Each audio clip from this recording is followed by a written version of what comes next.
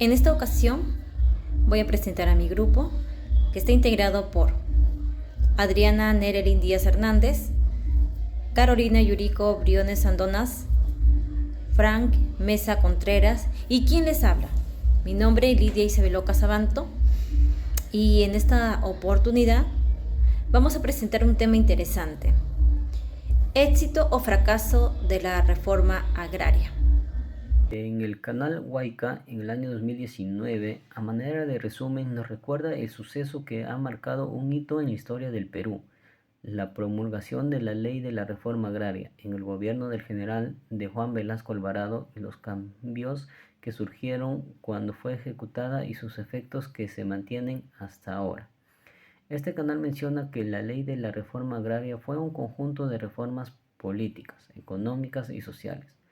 El objetivo fue eliminar la concentración de tierra de los hacendados gamonales y de las propiedades que eran de capital extranjero. Por otro lado, en el programa Sucedió en el Perú en el año 2016 narra hechos ocurridos durante el gobierno de Juan Velasco Alvarado y la Ley 17716, Ley de la Reforma Agraria. Este programa nos recuerda que el gobierno expropió 9 millones de hectáreas de tierras a la clase terrateniente. Ante estas circunstancias, los afectados recibirían a cambio un bono que sería cancelada a largo plazo. Sin embargo, el gobierno no cumplió con el pago total. Ante este tópico, hay personas que opinan que la ley de la reforma agraria sí fue beneficiosa y se evidencian estos hechos en la entrega de tierras al pueblo con el objetivo de evitar levantamientos campesinos o guerrillas. No obstante, hay personas que opinan de manera distinta, al señalar que la reforma agraria no trajo los efectos deseables y no logró los resultados beneficiosos que se esperaba a largo plazo. Frente a este contexto, surge la siguiente interrogante: ¿fue o no beneficiosa la reforma agraria? En cuanto a este interrogante, podemos considerar que no fue beneficiosa la ley de la reforma agraria impulsada por el gobierno de general de Juan Velasco Alvarado. Por ello, en el presente video defenderemos nuestra postura con argumentos sólidos. Por otro lado, no fue beneficiosa la reforma agraria impulsada por el gobierno del general Velasco Alvarado, porque el índice de pobreza aumentó considerablemente. Con el objetivo de justificar nuestro argumento, se presentarán 4 hechos relevantes de aquella época de la historia del Perú. En primer lugar, según las estadísticas publicadas por el Instituto Peruano de la Economía en el año 2004, se realiza una comparación de los índices de pobreza desde el año 1970 hasta el año 2004. Demuestra que en 1970 la pobreza era 35% y la extrema 15%. La reforma agraria afectó a las haciendas productivas e improductivas. La mayoría de ellas pasaron a ser cooperativas con participaciones de los trabajadores, y como ellos no tenían el conocimiento ni la experiencia acumulada en el proceso productivo, ni financiero ni empresariales, y lo peor fue que hubo falta de tecnología. Llevaron al sector a descapitalizarse. En segundo lugar, el diario El Correo en el año 2006 publicó y señaló que durante el gobierno de Velasco se crearon cerca de 175 empresas bajo la dirección del Estado.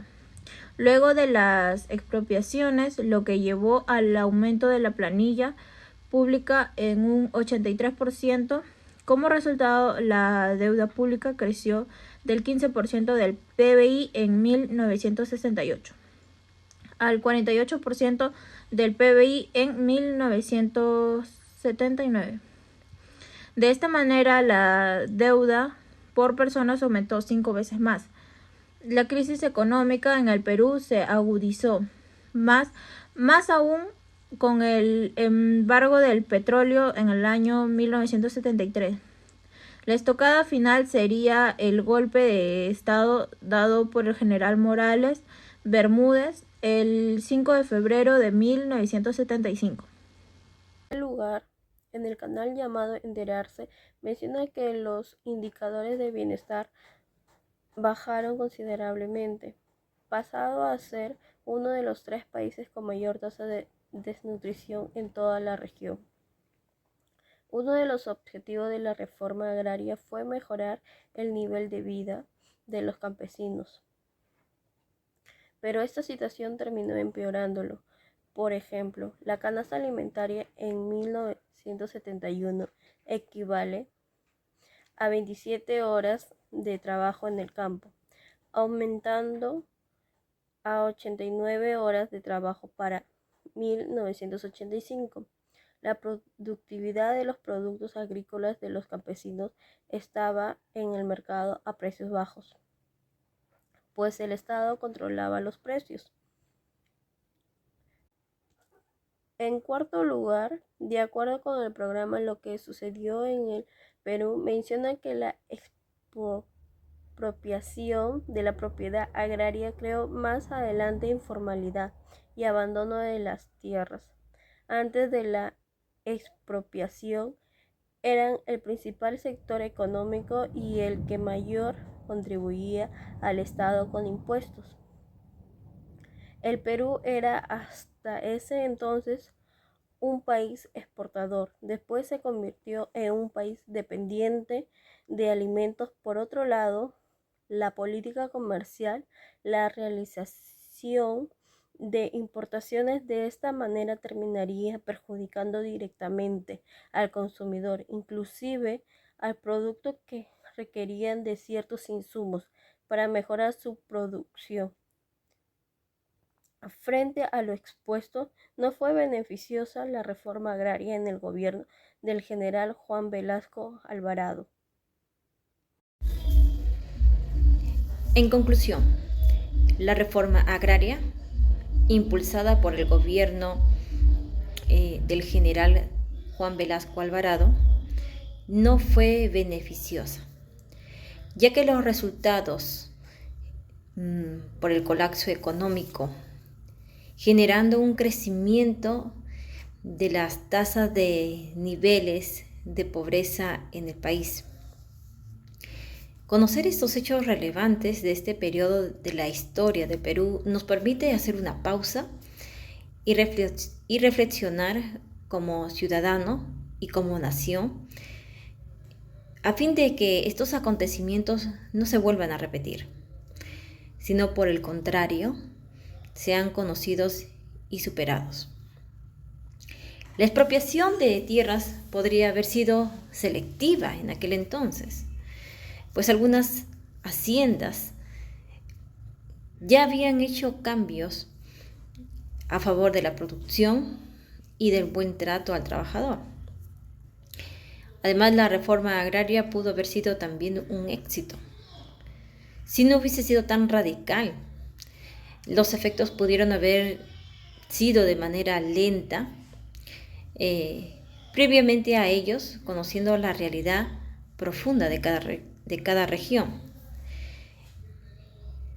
El precio de los productos agrícolas no necesariamente tenían que haber sido bajos, simplemente el precio justo, para evitar que el campesino termine abandonando sus tierras y migrando hacia la ciudad, de manera de que se hubiesen evitado formar de manera tan acelerada los barrios populares como lo fue Villa Salvador y Villa María del Triunfo. El aumento de la pobreza y la pobreza extrema también pudo haber sido evitado.